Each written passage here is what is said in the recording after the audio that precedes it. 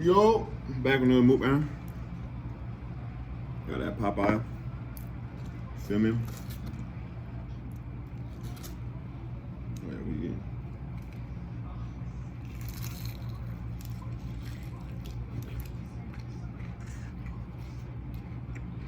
Mmm.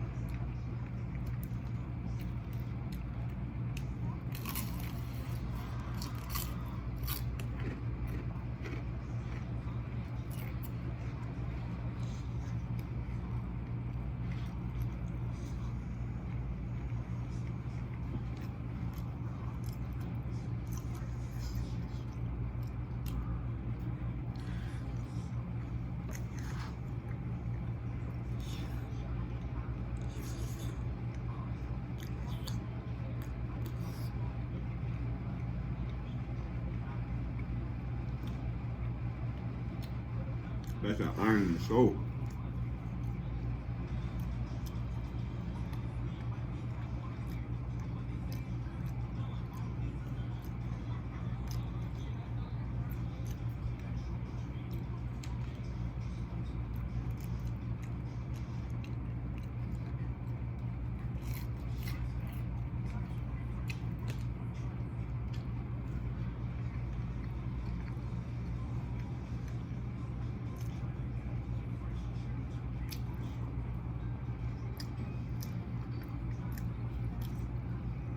Mmm. Get creamy, look at that.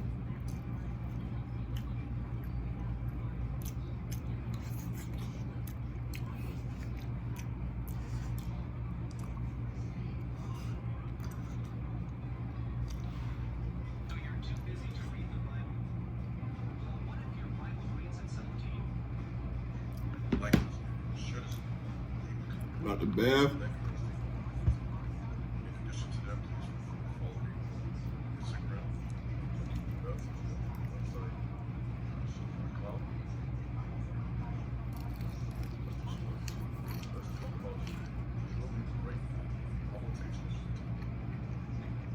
Saturday message. 15. 15. I know it's a lot. 15 undeniable signs, characteristics, traits, memory leads that you, I'm pointing to you, Lil Wayne voice, you are chosen. Now, before you get, I see some of you already on about this, about that all 15. Before you get nervous about that, you don't have to have all 15 of these to qualify. But I'm pretty certain that if you are chosen, you will experience at least half of these, right? So I'm gonna give you some experiences. So if you don't have all 15, you got about 7, 8 of these if you're chosen. So let's get into this. I trust this will give you some perspective for your life. This will give you some hope, some motivation, some encouragement. And if nothing else, give you some food for thought on this Saturday.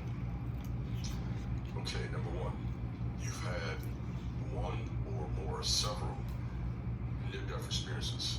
This seems to be a pretty universal experience for chosen ones.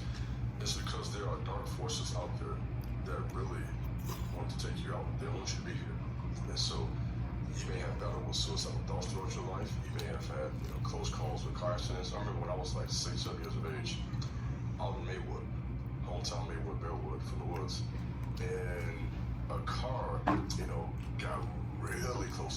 someone sold my mother. I remember when the car stopped at this.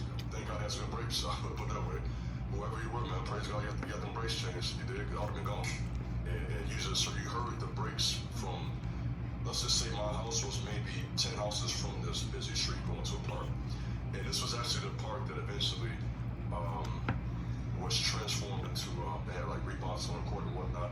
This was something that Michael Finley did. For those who are from the town, Michael Finley was a pro basketball player from Maywood. And he revamped this park out there, right? And I was one of them, like another kid decided to go, right? And, you know, just kind of being a kid, not paying attention. And I almost hit my car. I mean, we're talking like, this is me, this car was like, what, that close, near-death experience.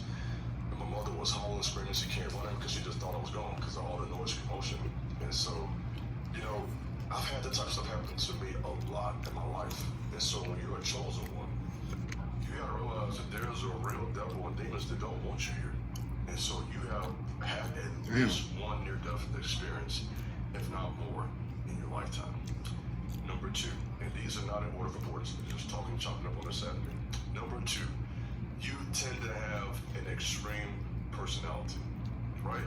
You're not the, if you're anything like me, you are either 10 toes down or you're not gonna fool with it. You go extreme at whatever you do. And that's a sign of a chosen one. You're committed, you're dedicated. You can't really straddle the fence. Either you're with it or you're not. And so the positive to that is that you're dependable, you're reliable.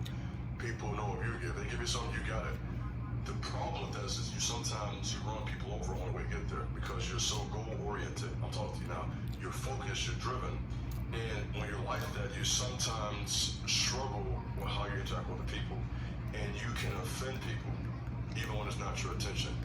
You tend to, you know, you have a high standard and you have to understand that you can't put that standard on everybody. You know, this is your standard, you're called, you're chosen. Everyone's not called to do what you're called to do. And so you have to be careful with your extreme personality. And so this can offend people, and at times this can isolate you. And I'll get to that a little bit later in this message because of the magnitude of your call. And so you tend to be like, kind of like Kobe Bryant. Kobe was extreme, right? That's why he was so great, you know, but he would run people over. I mean, Kobe, I'm doing this and you my way, I'm gonna eat you alive. And so chosen people tend to be very extreme, and that has to be balanced out with love and compassion for people. That's number two. This goes to number three.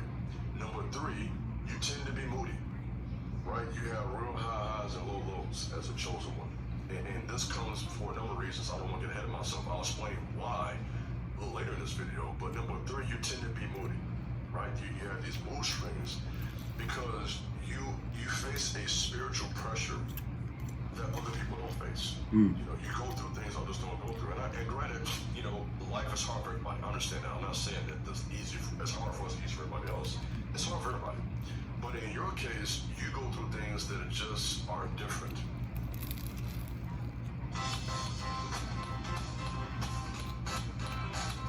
In your case, you go through things that just are different. And you have burdens you carry that are not common to everybody else. And so you tend to see things differently. And this creates a pressure, a frustration, an aggravation that makes you moody at times, right? And this can be something that hinders your relationships with other people. And I'll get to that too, because a lot of these points, I'm struggling on how to articulate this, because these 15 points, they all go together. And I don't want to speak too much on the next one before I get to it. But I'm going to explain very clearly why you're moody at other points and why you go through this. And so if you are a chosen person, you go through extreme, mood swings at times because of the nature of your calling. Okay, number four, you are a burden carrier. And carrying these burdens is one of the reasons why you tend to be extreme with your personality. You have like this invisible spiritual weight that's on your shoulders, and you carry that. And that's what it means to be chosen. You have a weight, there is a capacity and depth to you that the Most High has put in you. And so that can at times make you be extreme, and can lead to moodiness, can lead to depression, because you have an assignment, you have a purpose in this world that is so big, and it's not easy for everybody to carry. And so with that being the case, kind of like lifting weights, if you are lifting heavy weights, it's going to be very difficult at first. But as you get stronger, the weights become more, easy to deal with. So, for example, if you bench press 300 pounds, I did that when I was in college playing basketball. I was at 185 by the way at the time too. So it's not always how big you are, it's your heart and mind. Give it that piece of your weight limits. It's more about your spirit than anything. I was 185, lifting 305. And that was really heavy at the time. Now, years later, at my big age, it's easier. Why? Because I have lifted that weight. I've carried that weight for many years now. So that's just an analogy of what happens in your spirit on a much deeper level, lifting weights. Your life.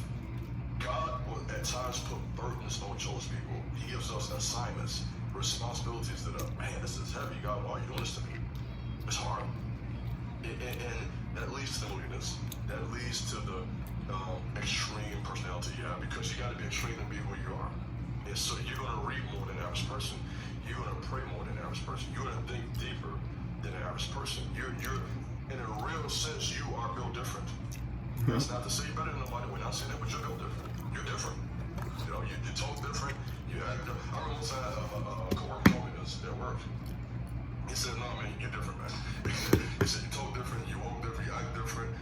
You have a vibe about yourself that says, I'm not better."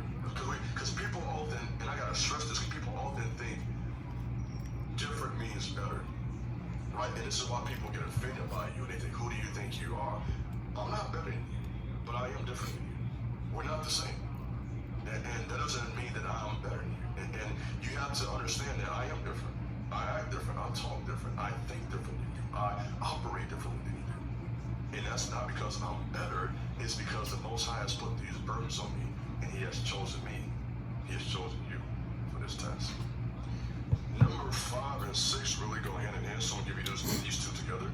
Number 5 is that you tend to be defensive a lot. And number 6 is you're always going through a trial.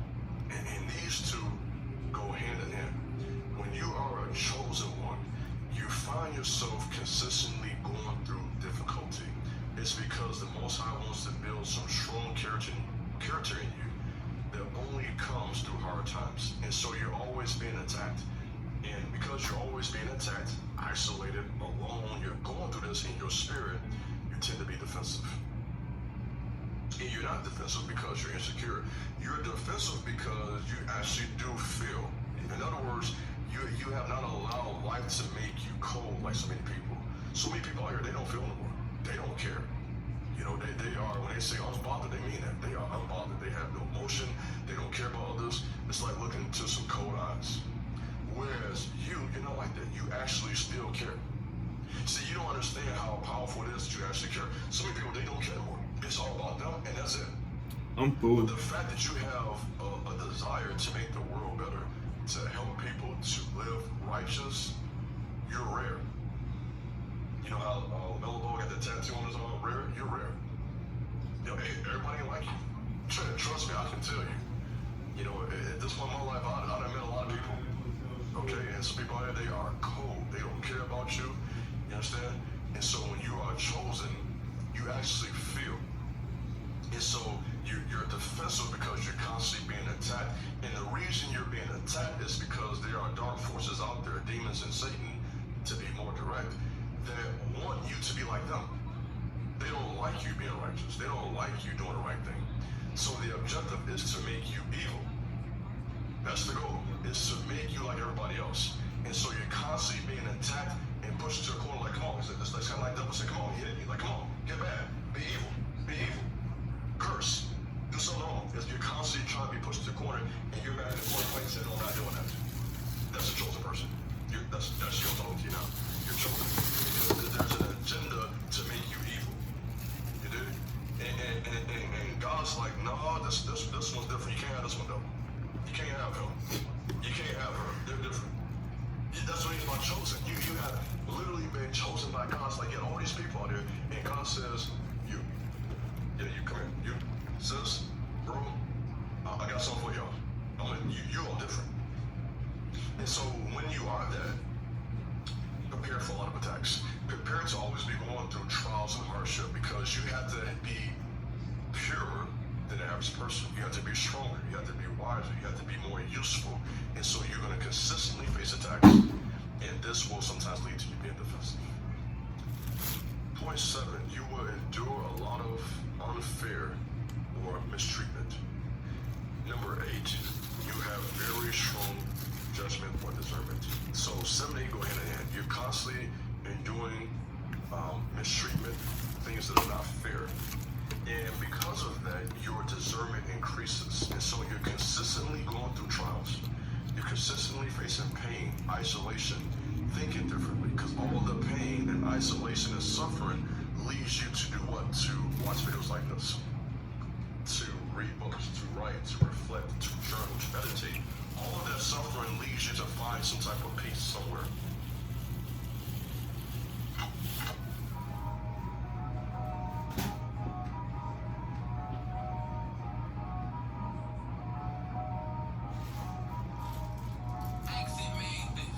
Very boring.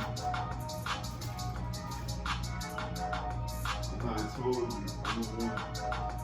I don't play. I'm myself. Yeah. I don't know how to rap, bro. I don't know how to do. I pulled up. Shoot shit. That's some free throw. Get jiggy with it. And I do my thing now and get jiggy with it. And put a cherry on top of my ice cream. I ain't sweet though. Yeah, nigga. Pop my hands like a speaker, bro. Little nigga, yeah. Take your soul out of the nigga. Took a baby little. They can't stop me. Yeah, I'm finna rock you. I'm smoking pasta. I'm smoking Larry Rasta. Yeah, nigga, you and that pasta. Hold on. Do my dance when I'm jumping. Bumping. You stinking like a skunk. I need money. I'm so balanced like a monk. I can't. Hold on. Yeah. Nigga, you know what I do. Scare you niggas like a ghost. Woo. Yeah. You a cow. You was a moo. Ooh. I need bread. I need loot. I need cash. I need pull up in my scooter.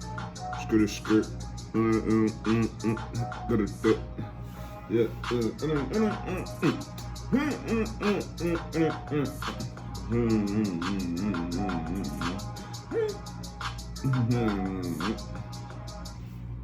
Look at. And because of that, your discernment increase. Discernment essentially means good judgment. So you're not, in other words, you're not suffering for just no reason. I said it in my last video. The purpose of your suffering and trials is to give you this new level of discernment when you see things clearer than the average person. Right? And when you're going through this is going to make you wise. This is going to make you smart. This will create opportunities for you. This is how you're going to get your wealth. Right? Your wealth is going to come from the treasures that are in you that have come through hardship. Treasures and gold are refined in fire. So as you go through these hard times, as you face that mistreatment, you learn more about people. You have these different experiences, and all of those experiences will increase your discernment. And the wiser you get, the smarter you get, the more like the Most High you become, you are now positioned to do something great. Point 9 and 10. You have dealt with a lot of rejection, and you don't have many friends. And so rejection is something you will experience a lot is because you don't fit in. And this is even with your own family. You never fit in. You were always different, and everyone always knew that, even your own family. And they just thought it's because you're arrogant. They just thought because you think you're better than me. That's how people's mind works. That's their level. They can't see that you're just different because that's the way God made you. It has to be a negative. So more than likely, when you are chosen, like Joseph, like Moses, you will be rejected by your family. Same thing with Queen Esther.